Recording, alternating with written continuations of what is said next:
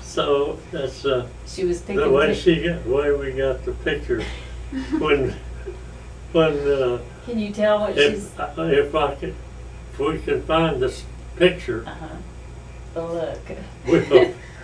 we'll use it to show why that picture was made like that. Can you tell what she's doing? Sure, if you knew what she was supposed to be doing, you'd see she's right down there looking for ticks. Oh my goodness. She's braver than me.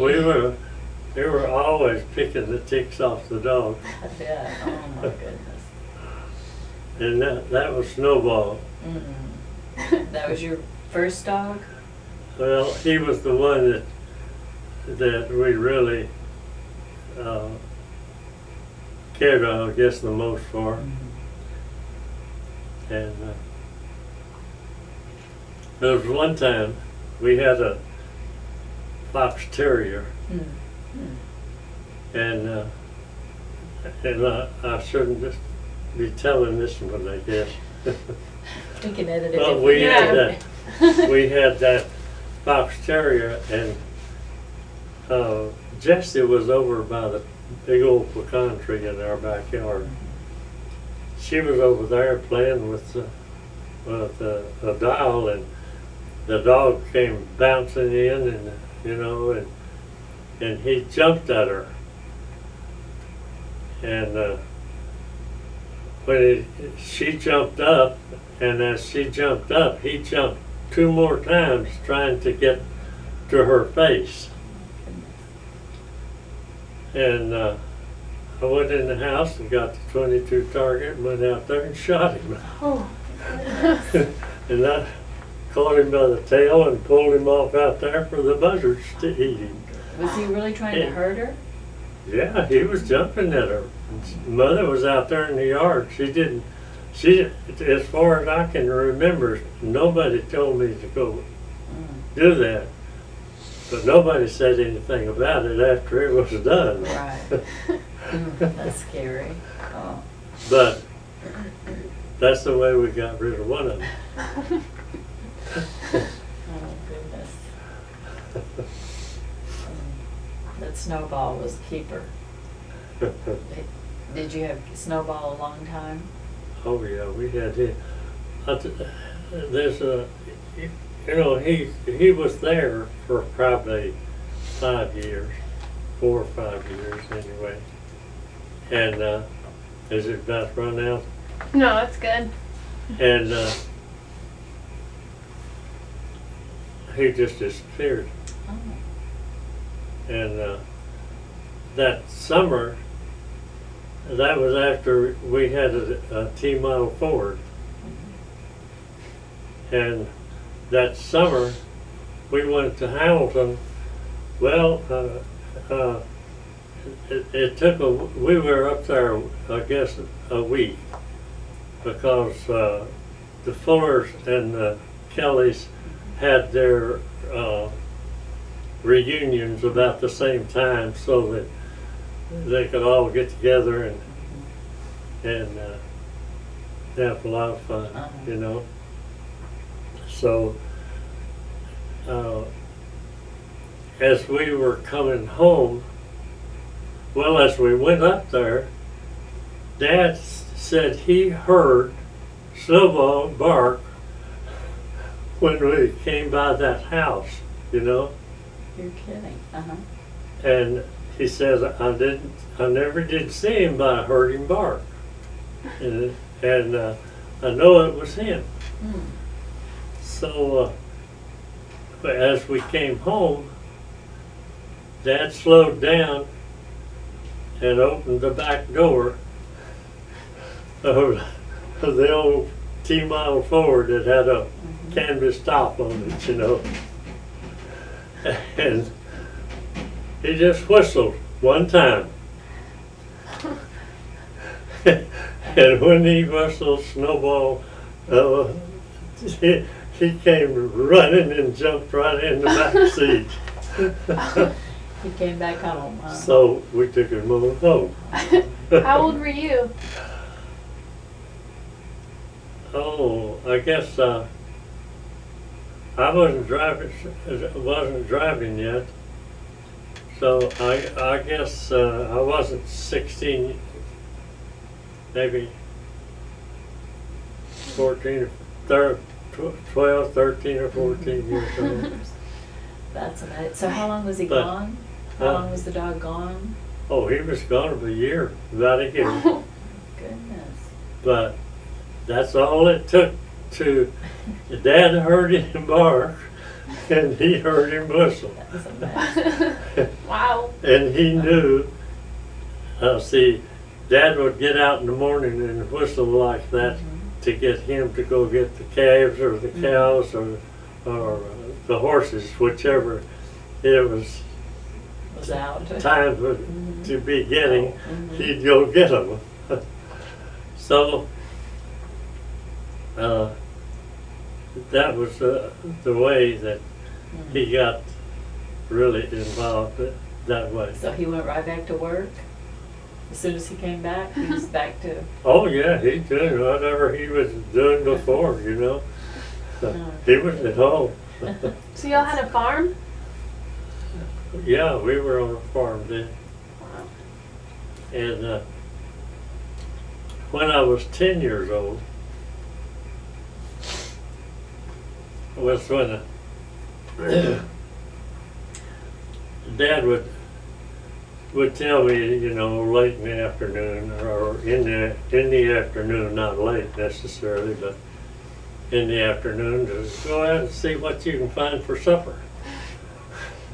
So I was going down through another person's pasture, you know, down to a little tank over there where the livestock got their water.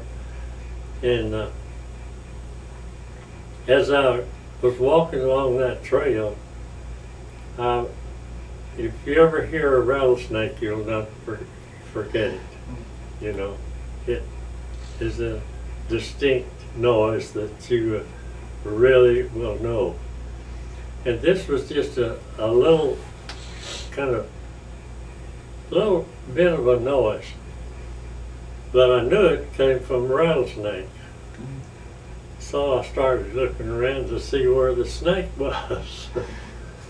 And I saw his head sticking up, you know, from in the weeds. And so I shot him right through the head. And when his head dropped, there was a rabbit over there that dropped over dead too. Uh-huh. And that rabbit was charmed by the snake. He was going to eat. That was his supper, you know. Wouldn't be just supper. That'd be, he wouldn't eat anything for a week, you know. So you shot the rattlesnake and the rabbit in one shot? Well, that's the strange thing about it, see. The rattlesnake had the rabbit charmed, and when I killed if I'd have just shot the rattlesnake, crippled him, it may have been different. But when I shot him through the head. It went through the brain. Dad always told us, says never shoot anything through the body if you can shoot him through the head. Says then you got all the meat that you can eat. You know, it's not messed up. So when I shot him right through the top of the head, and it just went right out. He just dropped. Little snake did. Wow. And that rabbit dropped at the same time. Wow. And he didn't die, He was dead, yeah, but he didn't get shot. but he didn't get shot. I didn't shoot in the same direction. Oh, goodness. almost in a different Amazing. direction. Mm-hmm. Wow. But he fell over dead. You had dinner. You didn't eat the snake. No, we didn't eat the snake and we didn't eat the rabbit. You didn't? No, Why? I don't think that that was the first time that had ever happened. And You wasn't sure. that I know, and of course, I know he hadn't gotten to the snake. Mm-hmm. I mean, to the rabbit. rabbit, The yeah. snake hadn't gotten to the rabbit because if he had, he'd have been tied to him, you know. He'd have been swallowing it. Yeah, Mm. right. So, that was an That's amazing. Wow. amazing thing. May have just, the rabbit may have had a heart attack. Mhm. And how much we got? Oh, the battery's about to die. Okay. I'm gonna turn it off. Yeah, tell us about hog killing. Well, hog killing was a time where everybody got together. You know, that'd be, oh, they'd kill hogs at this fellow's house today, and then tomorrow they'd go to the next house and the next one over. And Dad was always the butcher. So we always knew whenever he had to kill or was ready to kill hogs, he did it by himself.